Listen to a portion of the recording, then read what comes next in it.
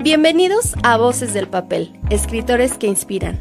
Mi nombre es Sonia Campa y en este espacio nos sumergiremos en las palabras y pensamientos de los autores que han dejado una huella indeleble en la literatura. Prepárate para un viaje lleno de creatividad, pasión y reflexiones profundas. Comenzamos.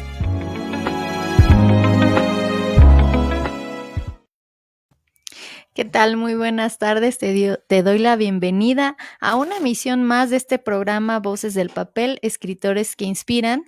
Te recuerdo que estoy transmitiendo en vivo desde Tecámac, Estado de México, y a través del 99.1 de tu FM, y también en la página de Utopía Radio, www.utopiaradiotv.mx, y en vivo en Facebook en Utopía Radio TV. También puedes descargar la aplicación como nos encuentras como Utopía Radio, y estoy abierta para ver tus mensajes en el WhatsApp al 55 18 96 85 90.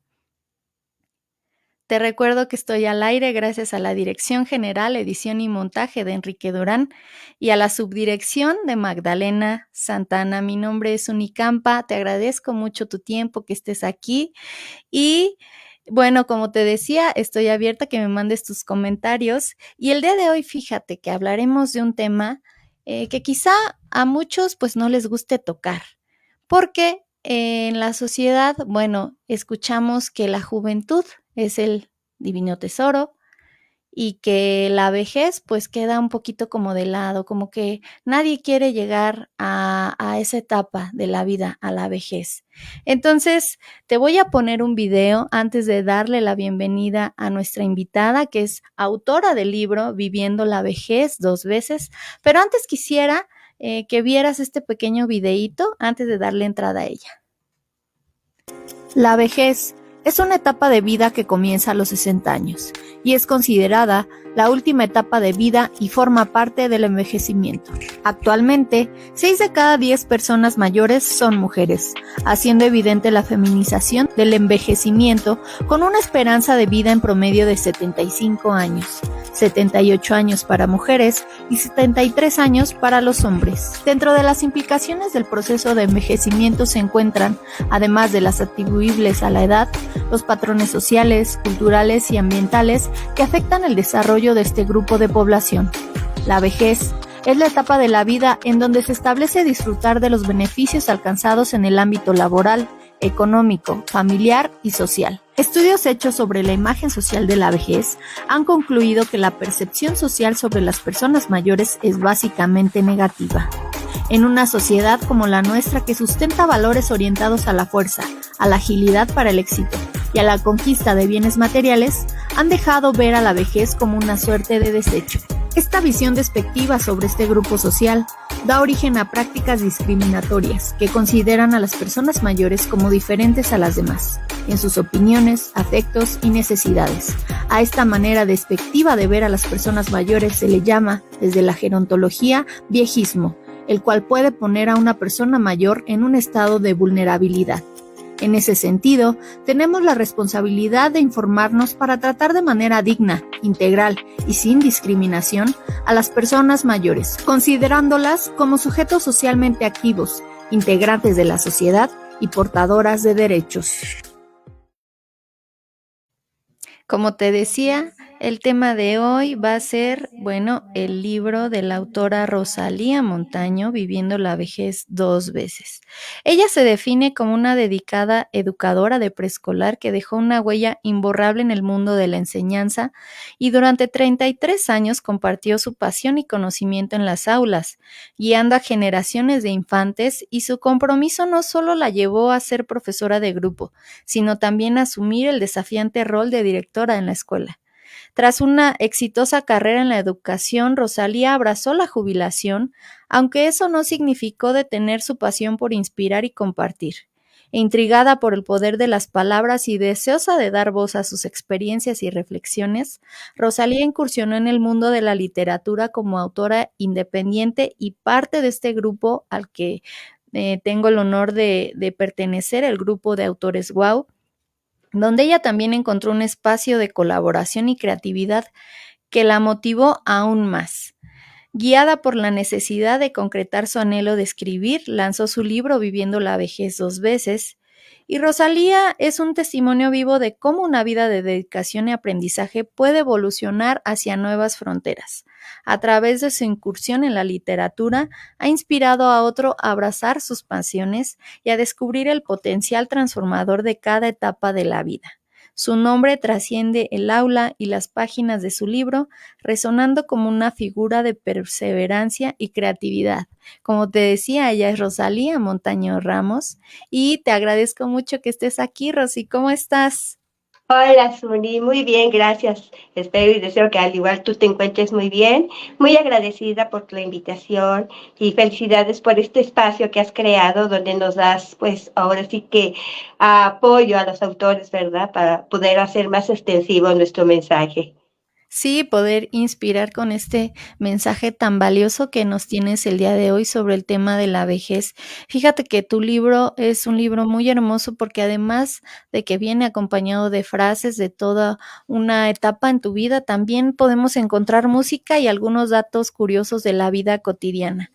Me gustaría, Rosy, que a todos los que aún no han leído tu libro, les dieras un poquito de contexto sobre cómo empezaste este libro, en qué momento de tu vida te encontrabas cuando lo estabas escribiendo.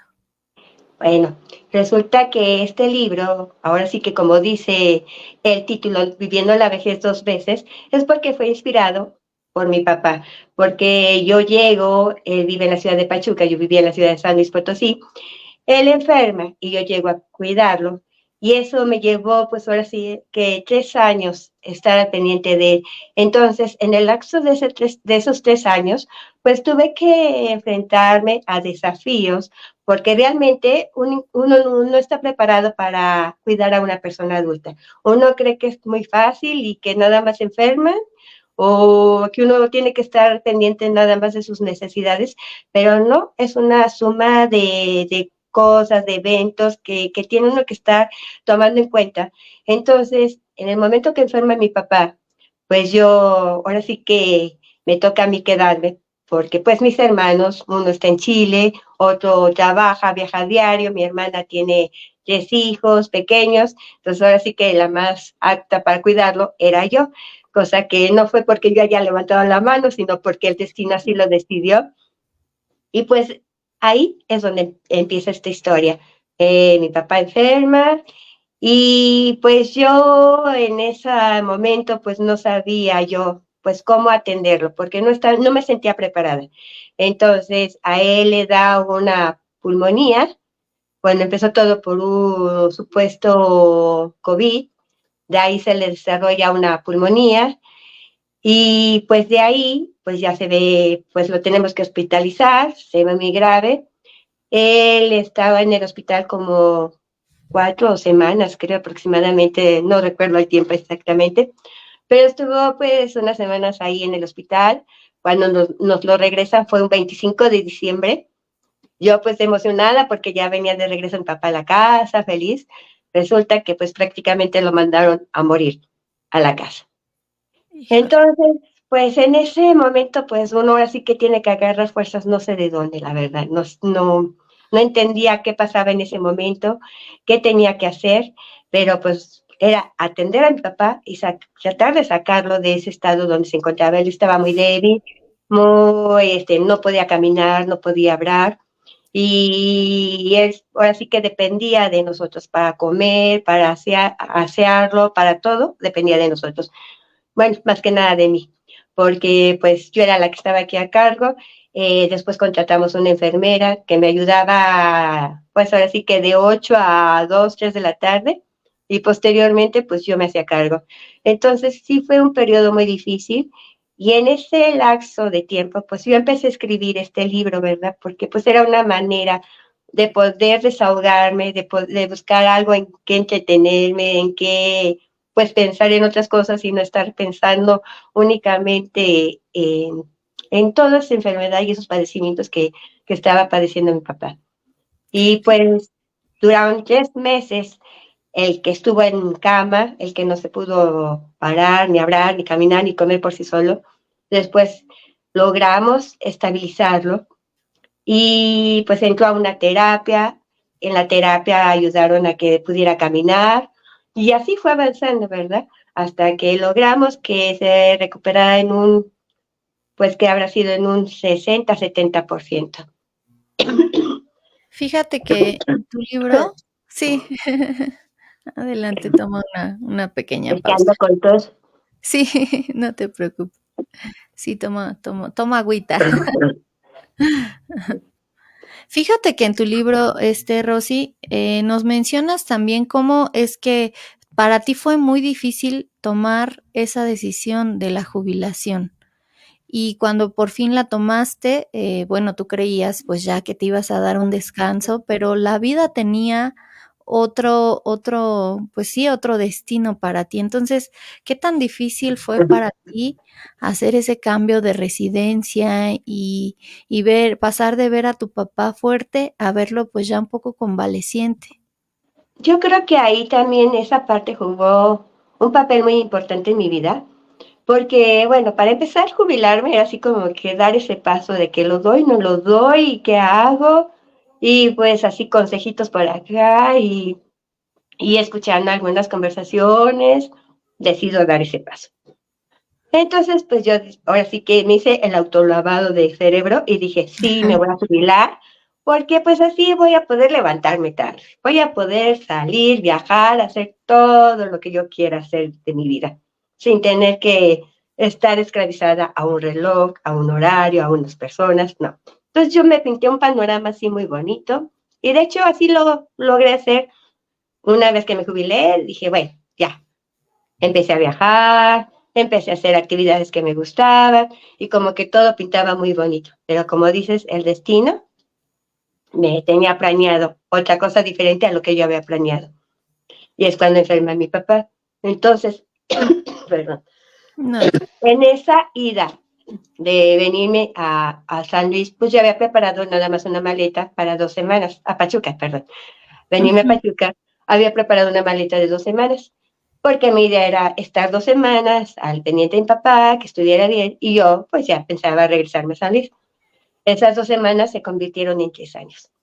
Y así es como estuve yo aquí, con una maleta, con un cambio de ropa, que eso yo creo que generó en mí también ciertos conflictos, el no tener mi espacio, el no tener mis cosas, el haber cambiado mis planes, que no eran mis planes los que yo tenía, ¿verdad? O sea, ahora sí que el destino, los planes de Dios también son diferentes y son los que tuve que enfrentar. Entonces, todo ese proceso jugaron en mí, como que en mi mente, un papel pues más desafiante, hasta cierto punto más negativo. Yo creo que la experiencia que pueden tener toda persona en cuanto al cuidado de una persona, un adulto mayor, ya sea su papá, su mamá, un abuelito, pues va a ser diferente a la que yo a la que yo tuve, ¿verdad? A la que yo viví.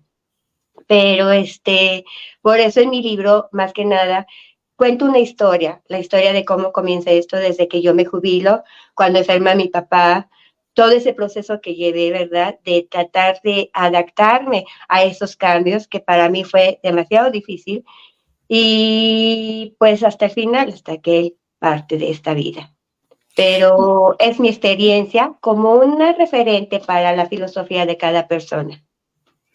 Claro, y fíjate, también ahí nos platicas de algo que se me hizo pues extraordinario porque muchas veces nos cuesta trabajo reconocer las emociones o a veces pensamos que las emociones negativas pues tienen mucha carga mala, pero existen ahí por algo y tú nos hablabas del síndrome del cuidador.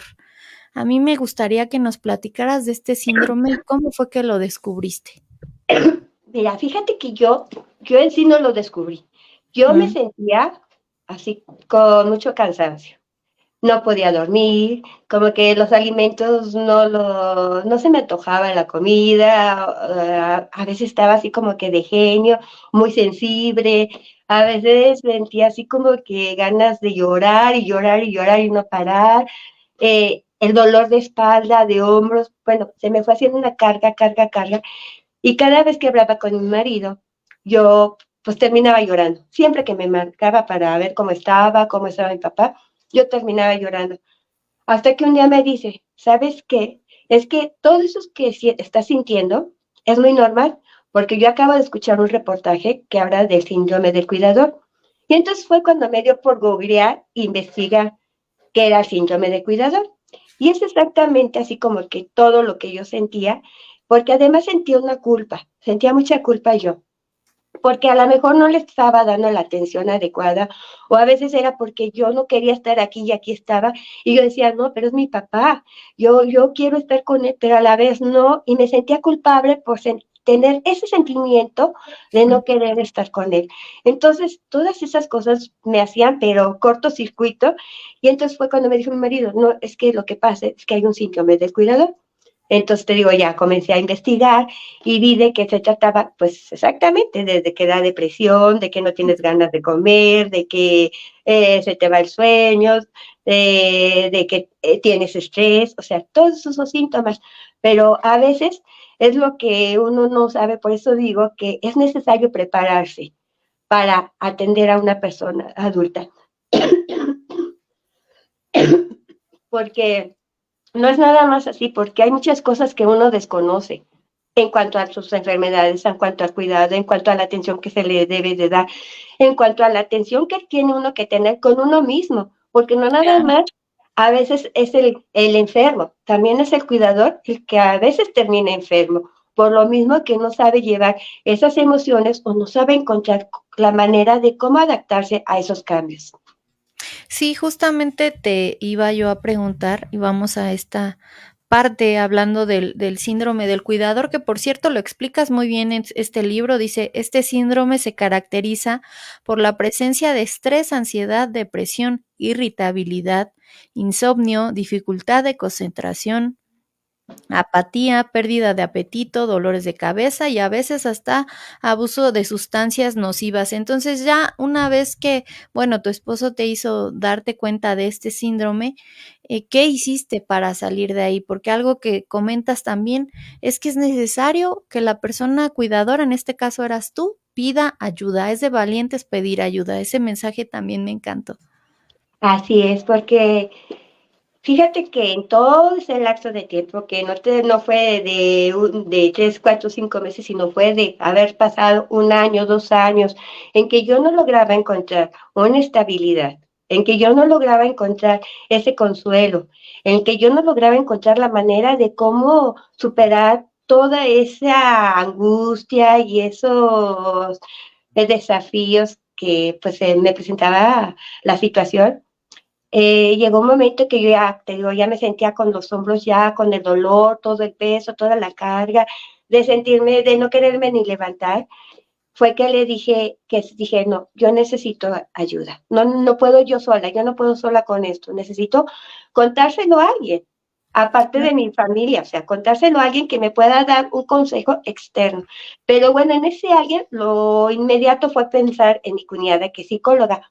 Entonces le marco y le digo, oye, si por favor necesito tu ayuda. Y ya le empecé a platicar todo. Yo creo que ella me vio toda mi desesperación que yo cargaba, todas esas emociones negativas que yo tenía, que me dijo, ¿sabes qué? Te voy a dar el número de una colega y por favor quiero que te comuniques con ella. Ella es psicóloga existencial, algo así, creo que psicología existencial es la que llevaba a su colega. Y ya, bueno, yo tomé esa decisión, me comuniqué con ella, que ella vive en Monterrey, y ya ella me empezó a dar terapias, ¿cómo se llama? Ay, por videollamadas. En línea. Terapias, ajá, por videollamadas, sí. ¿No? Entonces, bueno, ya todos los lunes, pues yo me tenía que salir de la casa e irme a un lugar en el auto a conectarme y porque pues aquí yo no podía hablar porque estaba mi hija, estaba Claro. mi papá y todo eso, entonces pues no podía hablar.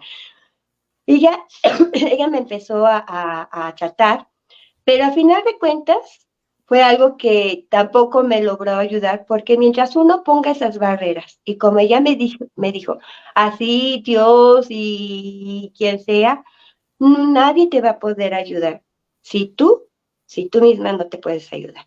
porque todo lo tienes que cambiar tú en la cabeza. Y si tú no haces las cosas, si tú no cambias, y si tú no haces esos cambios, ni yo, ni Dios, ni nadie te va a poder ayudar. Y dicho y hecho, cuando ella me da esas terapias, pues yo hacía todo como que a medias, porque como que no quería aceptar ciertas realidades. Y además yo no le podía decir toda la información porque no me hacía sentir bien. O sea, como que uno tiene que ser hasta con eso, uno reconocer y ser sincera con uno mismo antes, para pues, ser ayudado. Claro, y ahí también tocas este tema que la persona que cuida, o sea, la cuidadora y obviamente también la cuidada necesita pues en cierta manera esa solidaridad de personas alrededor, ¿no? Porque como decías, bueno, yo me preguntaba, ¿y por qué estoy aquí? ¿Y por qué nada más yo y no hay nadie que me apoye? Y fíjate que comentas algo también en lo cual coincido que existe el suicidio justamente en las personas que se encuentran solas, que ya no le ven sentido a su vida, que son personas de la tercera edad. ¿Alguna vez tu papá mencionó algo así? ¿Cómo lidiaste con eso? ¿Cómo lidiaste con esos pensamientos de él? Que a lo mejor te decía que ya no quería seguir aquí. Fíjate que eso es un dato que saqué de un documental, pero también lo pude comprobar con mi papá, de que sí, ciertamente, había momentos en que, pues, bueno, sobre todo los primeros 3 meses que te digo que él apenas, pues, ahora sí que no hablaba, porque él sufrió un derrame cerebral. Entonces, fue lo que le provocó que no hablara, que no caminara y, pues, que no tuviera sus coordinaciones bien. Entonces, en esos momentos en que mi papá se encontraba todavía mucho más vulnerable que anterior y después, él decía, por favor, hija, déjame morir, ya déjame ir, ya no quiero vivir. Y pues yo entendía esa parte y de verdad que era como que, no, para mí era como que un cuchillo al corazón, porque era verlo sufrir, era verlo pues desesperado. Y yo le decía, papá, pero ¿yo qué hago? Yo no te tengo aquí a la fuerza. Es Dios el que te quiere tener aquí. Así es que si es Él el que te quiere tener aquí, pues échale ganas y vas a salir adelante. Pero sí es muy difícil tanto para Él como para uno que lo cuida, porque a uno de verdad se le rompe el corazón. Él es el sufrimiento de ellos. Entonces uno tiene que sacar, ahora sí que fuerzas hasta por debajo del suelo, la sonrisa a la mejor falsa, porque no puedes llorar delante de ellos, porque lo que le tienes que transmitir son fuerzas, y no pues ahora sí que el coraje de vivir. Entonces, pues, esa parte es también de lo más difícil, el poder lidiar con esas situaciones con ellos. Sí, y en ese caso, tú, por ejemplo, ¿de dónde encontrabas esa fuerza o qué le podrías decir a las personas que están en el mismo sitio o en algún lugar parecido para que justamente encuentren esa fuerza dentro de ellos y que puedan seguir avanzando? Y obviamente, pues sin dejar de lado las responsabilidades con la persona cuidada.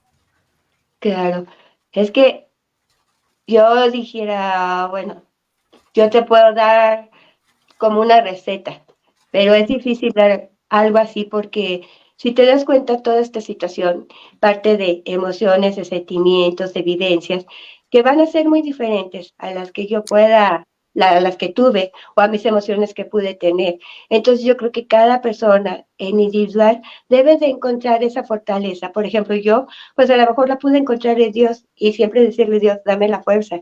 Dios, a lo mejor mi fe fue la que me ayudó porque a veces ni el amor me era suficiente, porque hasta sintiendo el amor, a veces me rendía. Entonces, más que nada, yo siento que yo, en lo personal, fue encontrar en Dios la fortaleza. Pero ahora sí que cada persona, yo Claro. creo que debe de sentir esa fuerza en algo. Sí.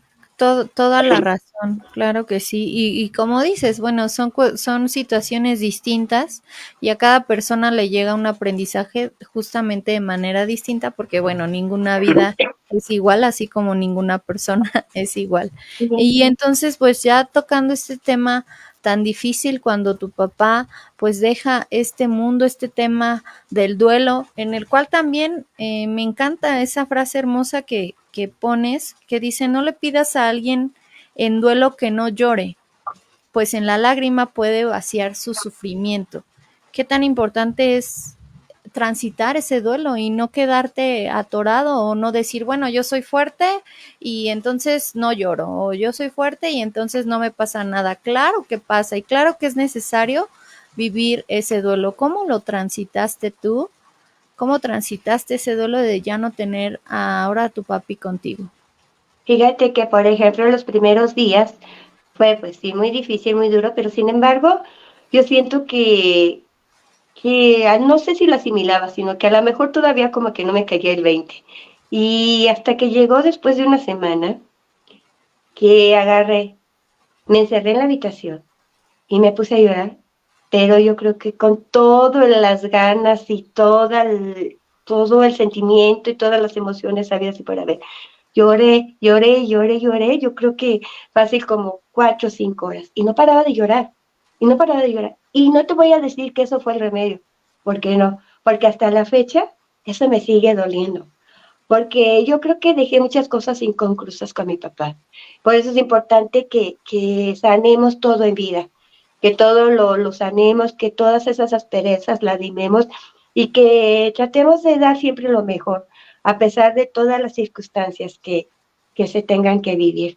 Entonces, bueno, ahorita lo que estoy haciendo, estoy escribiendo un libro sobre no de duelo, pero sí sobre el velatorio se llama, algo así referente.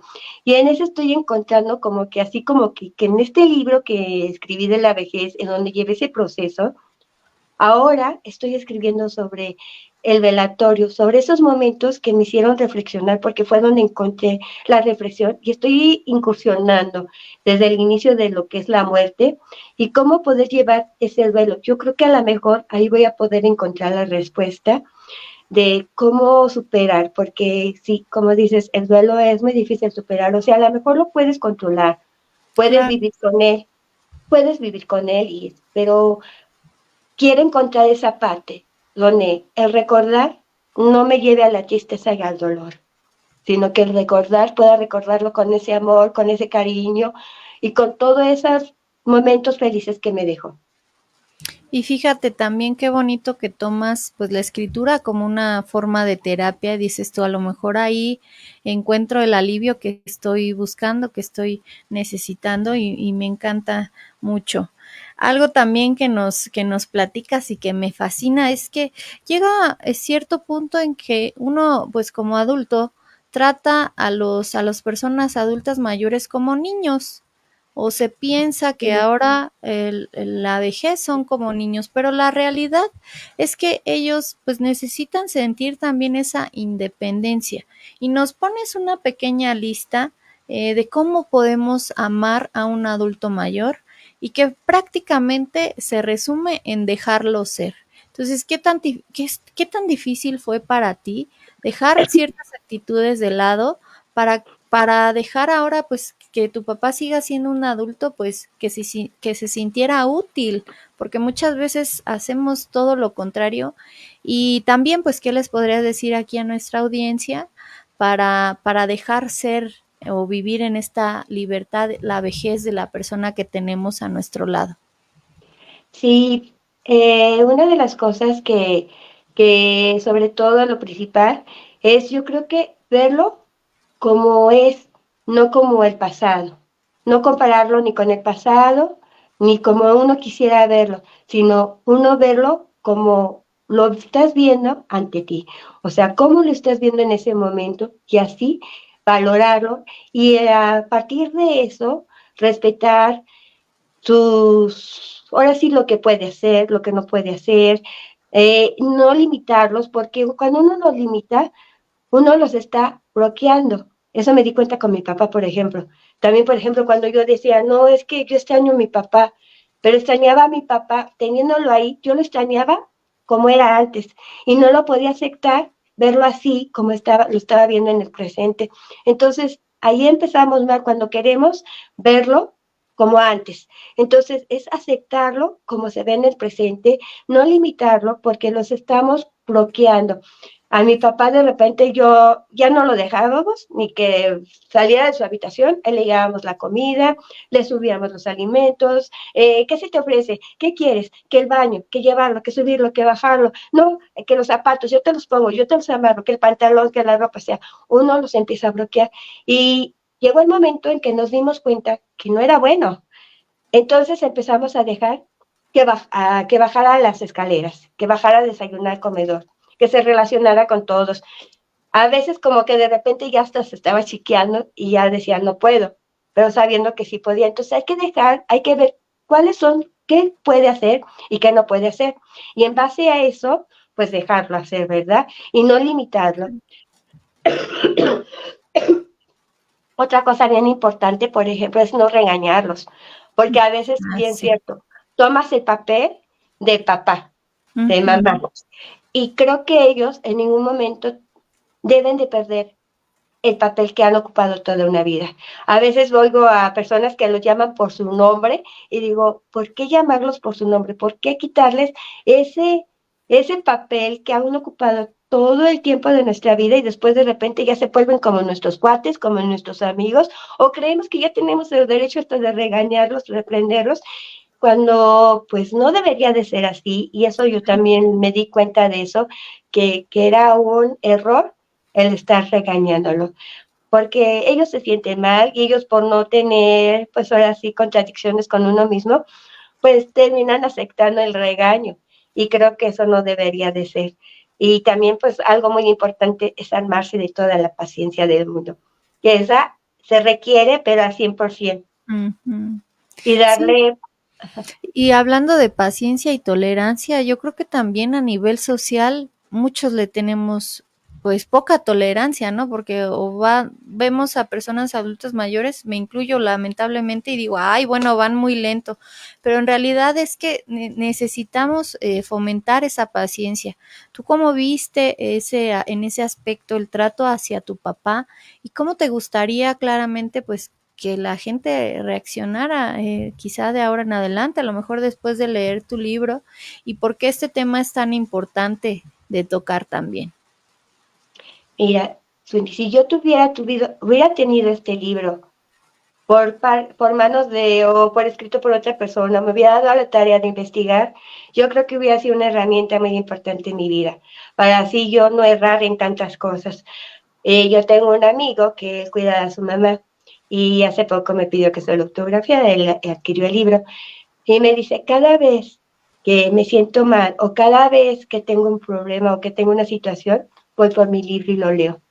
Entonces yo siento que si eso yo hubiera tenido, hubiera sido una herramienta muy importante y muy válida para poder yo llevar a cabo el cuidado de mi papá. No te apures, toma agüita, toma agüita. Ay, sí.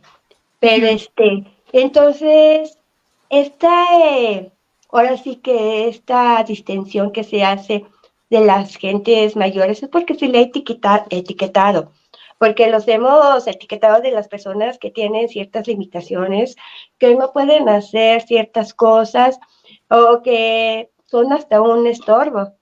Entonces, yo creo que si nosotros les damos, los valoramos con toda esa enseñanza que nos pueden dar, con todos esos momentos que nos pueden compartir, porque aparte ellos comparten a partir aparte de aprendizajes, de historias, pues también saben dar mucho amor y muchas cosas que nosotros a veces hasta dejamos al lado.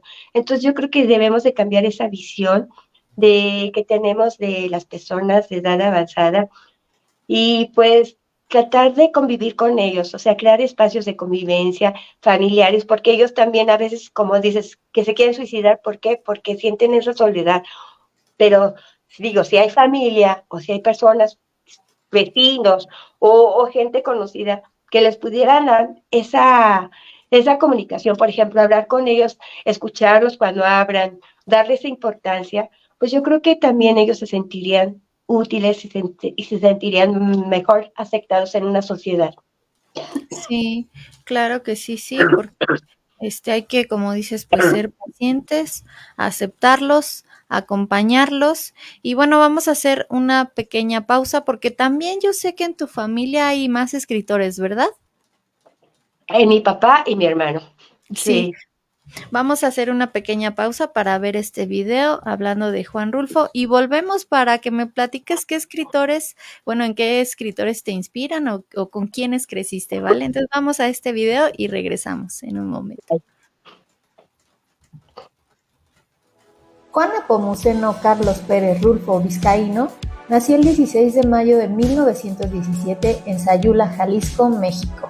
Su infancia estuvo marcada por la violencia de la Guerra Cristera y la pérdida de sus padres a temprana edad, ya que su padre fue asesinado en 1923 y su madre murió en 1927, lo que lo llevó a vivir en un orfanato en Guadalajara. Juan Rulfo comenzó a escribir cuentos a mediados de la década de 1940. En 1953 publicó su primera colección de cuentos, El Llano en Llamas, que contiene algunos de los relatos más importantes de la literatura mexicana como Nos han dado la tierra y Diles que no me maten. Juan Rulfo asistió a la Escuela Nacional de Profesores y posteriormente a la Universidad Nacional Autónoma de México, donde estudió leyes brevemente, aunque no concluyó sus estudios universitarios. También asistió a cursos de la Facultad de Filosofía y Letras de la UNAM. En 1955, Rulfo publicó su obra más emblemática, la novela Pedro Páramo. Esta novela es considerada una de las más importantes en la literatura latinoamericana del siglo XX, en donde narra la historia de Juan Preciado, quien viaja al pueblo de Comalá en busca de su padre Pedro Páramo. Esta novela es conocida por su estilo innovador, su estructura fragmentada y su atmósfera onírica. Además de su trabajo literario, Rulfo fue fotógrafo y guionista. Trabajó en el Instituto Nacional Indigenista y en la editorial del Instituto Nacional de Antropología e Historia.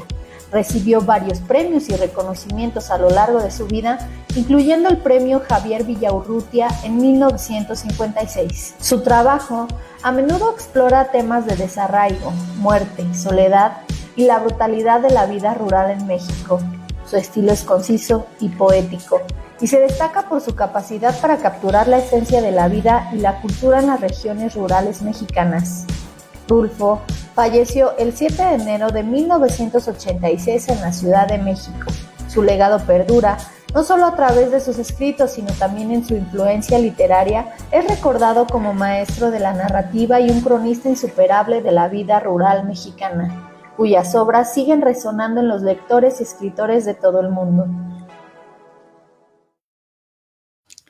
Y aquí volvemos con otra autora y escritora, Rosalía Montaño, autora del libro Viviendo la vejez dos veces. Y bueno, hablando de estos escritores que inspiran, mi querida Rosy, ¿a ti qué escritores o escritoras te inspiraron o con cuáles creciste, leías tú cuando eras pequeña? Platícanos un poco de eso. Y del legado también que dejó tu papá y tu hermano, ¿me dices? Sí, mi hermano Miguel también escribió, el que vive en Chile, él escribió un libro, no me preguntes el nombre porque no me acuerdo. No te Pero, bueno, también tiene un libro publicado, en Amazon también está, ahí luego les paso el chisme Sí, el completo. gatito. Mi papá escribió 2 libros sobre calidad publicados, estuvo por publicar su tercer libro, que era su autobiografía, pero pues precisamente el día que, bueno, yo llego aquí a Pachuca, la acompaño en uno de esos días a que dejara su documento allá donde lo iban a publicar, pero resulta que le faltaban algunas cosas, no sé, no supe qué fue lo que le faltó. Dice, no, me faltaban algunas cosas, mañana regresabas. Pues el mañana no llegó porque fue cuando enfermó y ya no pudo regresar a publicar su libro. Pero bueno, ese es un pendiente que yo tengo, que quiero hacerlo y publicarlo ahora sí que a nombre de él. Y Claro. bueno, hablando de autores, te voy a decir que no tengo uno así específico que yo diga, ay, pues yo, cierto autor me inspira, sino que son lecturas las que he tenido o vivencias de autores que son los que me han inspirado. Por ejemplo, algo de lo que me ha inspirado fue de chica leer el diario de Ana Frank, fue algo que yo creo que de los que me ha inspirado más, porque pues bueno, ahí cuenta, ¿verdad? Todo lo que cuenta de su vida. Entonces, Claro. así como que es lo que me hace que también yo pueda contar de mi vida. Entonces, es el diario de Ana Frank, a lo mejor la vida de Pablo Neruda, ahora que fui también, tuve la oportunidad de ir a Isla Negra y conocer su casa, pues fue algo como que así como que me enamoró, me inspiró, me hizo sentir esas vibras de poder escribir. Esa ha sido una de los que me han inspirado. Qué bonito. Y vamos también a ver si tenemos aquí algunos comentarios en Facebook. Este, dice, emparejando nuestra querida Dalila. Hola, Dalila, Saludos, muchas gracias Dali, por estar hermosa. aquí. Saludos a las dos. Un abrazo, muchas gracias. Siempre nos acompaña en cada emisión. Sí. Y Magda dice, buenas tardes, interesante información. A veces por cuidar a los demás nos descuidamos sin saber. Tiene toda la razón. Y fíjate que también volviendo, Magda dice, muy buena cápsula acerca de Rulfo. Gracias por compartir. Gracias, Magda, por estar aquí con nosotros hablando de este tema de la vejez. Y fíjate algo también, y volviendo al tema de, bueno, cómo ser tolerantes con el adulto mayor, pues también pensar, porque tu libro es justamente eso, como tal lo dice el subtítulo, una invitación a la reflexión. ¿Cómo quisiera que me trataran a mí? Pues es como voy a tratar yo, en este caso, bueno, hablando del adulto mayor. Y si tú tuvieras, Rosalía, algún mensaje para dejar en la sociedad sobre este tema, ¿cuál sería? Hay una frase muy bonita que puse en mi libro, que es de ahí, a ver, déjame ver, por aquí veo mi acordeón. Sí, De chécala ahí. mejor, para no errarle, porque luego me traiciona la mente, que es Maya Angelou, y que Ah, dice, si no te gusta algo, cámbialo. Si no puedes cambiarlo, cambia de actitud. Y eso es un mensaje muy cierto y 100% efectivo. Porque hay muchas cosas que no vamos a poder cambiar, como en mi caso pasó con papá. Yo no podía cambiar esa realidad, pero sin embargo yo tenía que haber cambiado mi actitud. Y ese fue uno de mis principales errores, no cambiar mi actitud. Entonces, yo dejo este mensaje, este pensamiento y aplica para cualquier situación. Hay muchas cosas que están fuera de nuestras manos que no podemos cambiar, pero si cambiamos la actitud es más fácil de enfrentar y buscar soluciones y pues hacer que las cosas funcionen. sí, a veces queremos tener el control, pero solo puedes tener el control de ti.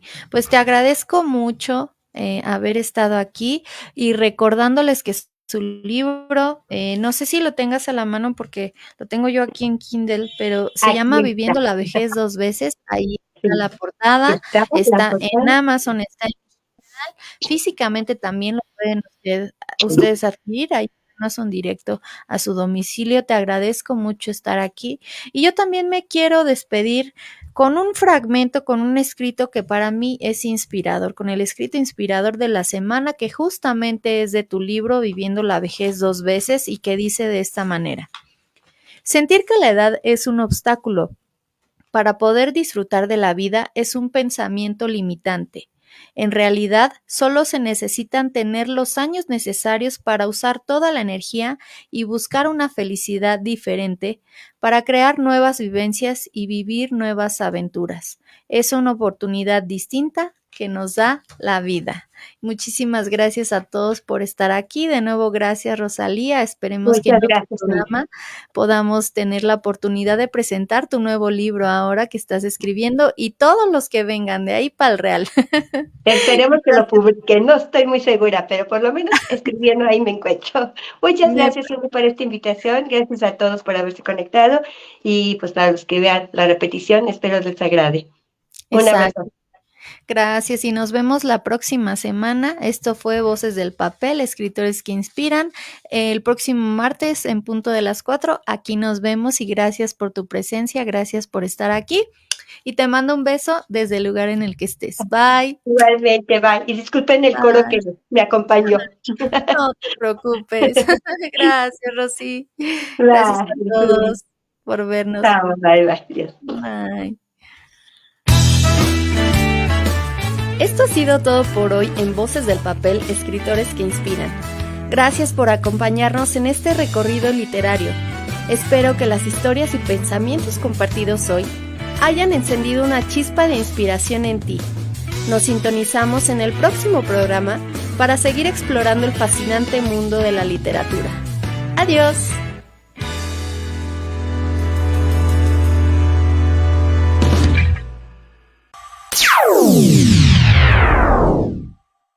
Utopía Radio TV.